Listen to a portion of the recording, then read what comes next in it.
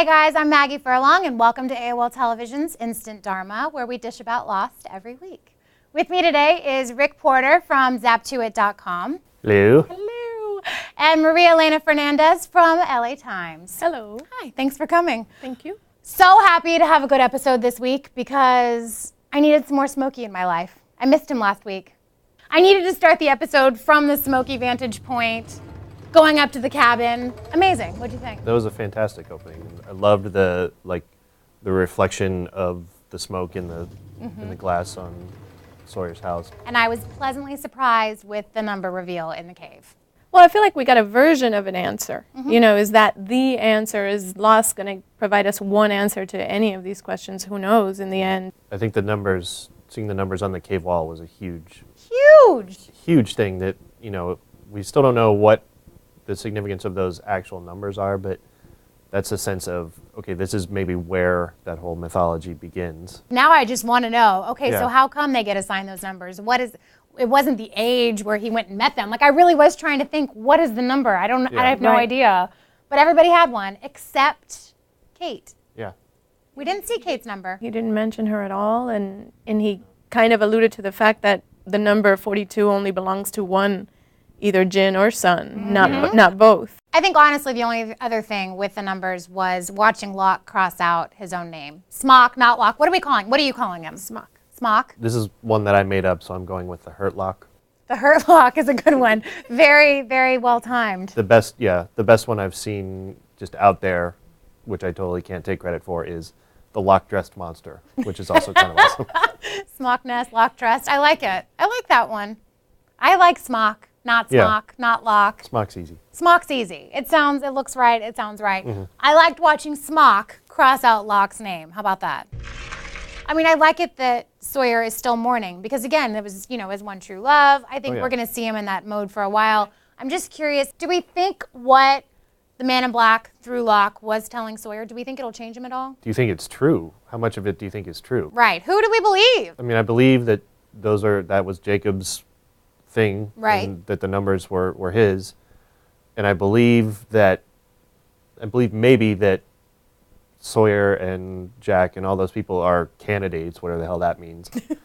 I don't think anything he said after that is true, though. I think he's telling Sawyer what he wants him to hear and what he thinks Sawyer wants to hear. And now that Jacob is dead, do we believe that someone could take over his position or has to? And how interesting was it that the man who's all along in the series said, this island is so beautiful, I've looked into the eye of the island and what I see is beautiful, and he's all about faith and destiny, is the one that says, this is just an island. Do we believe that he actually thinks it's just another island? Probably not if he's been there that long. But if he gets everybody else out of the way, then it's all his. It's all his.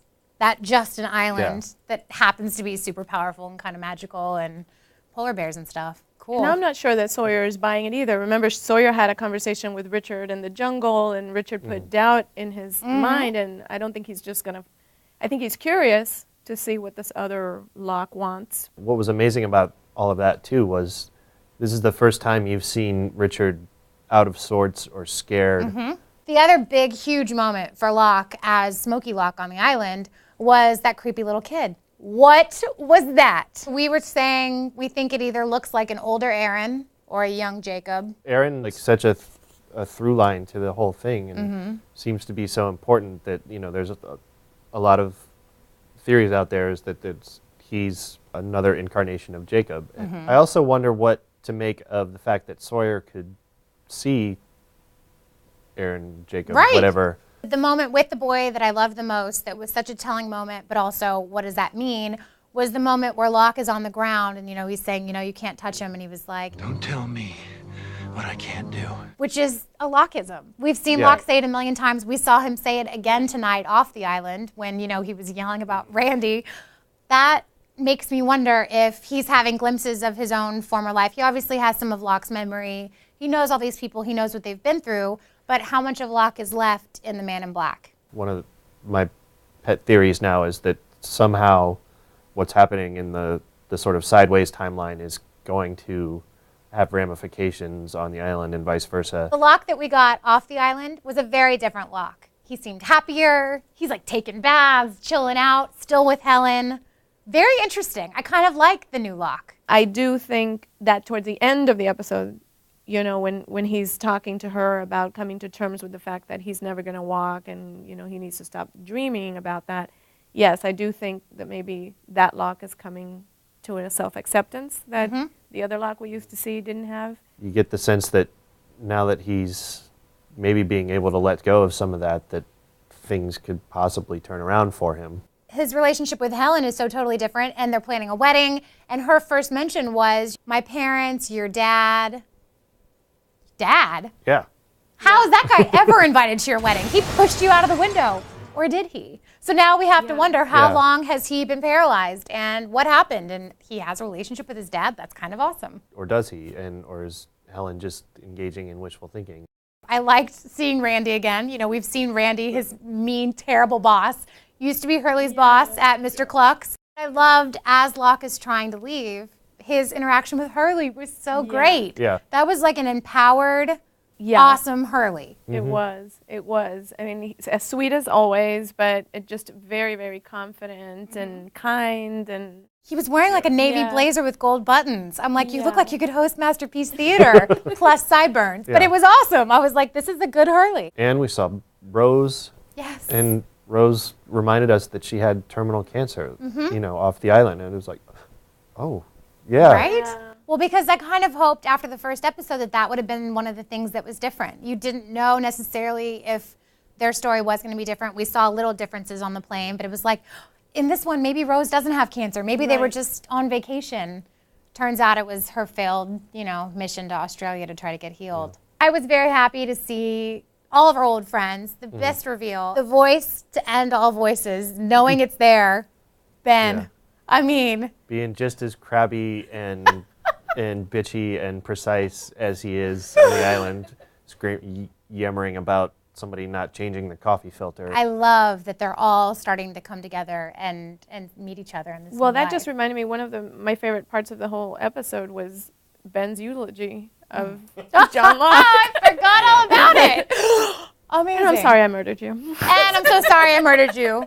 And I love Lapidus with the Weirdest damn punchline. funeral I've ever It's the been to. weirdest damn funeral. Like, really just so creepy. But thank God they buried him. I mean, the man had crabs crawling all over him. Thank God they buried him. And I'm happy, actually, that Ben got to do it, because for so long, Ben and Locke were my favorite sparring partners on the island. Totally. So it's nice that it ended that way, and now they can start sparring again as Smocke and Ben. So yeah, now my biggest questions kind of going forward. The candidate thing, obviously, you're a candidate, you're all candidates. Who is a candidate? What does it mean to be a candidate? Like, it kind of makes you wonder, the end game for all of this, for a guy like Smocke, you know, Smokey Locke looking at all of this and trying to get someone on his side, anyone on his side. Do you think he's going to go down the list? Do you think Sawyer was just his first get because he seemed sad and drunk and depressed? Do you think, you know, he'll try to lure someone else out next, or what's next? I think, yeah, Sawyer was the most ripe for the picking, given what he's just gone through, and probably the most willing to hear something about getting off the island and leaving it behind forever. Right. Which obviously is what Smocke wants at this point. I can't wait to see more of Smokey Locke in action. That's another thing that's going to be fun to watch. There's definitely I totally more. want to go home and do a frame by frame now and see what other names you can read on that wall. Totally. I feel like the names and the numbers, seeing them there, that someone's actually acknowledging them and talking about them and crossing out his own name and stuff, I think that's significant. And I think in a few episodes it'll bear itself out. I love it. Well, I can't wait. Thank you guys so much for coming to play. And thank you guys for watching. Please check back next week for more Instant Dharma.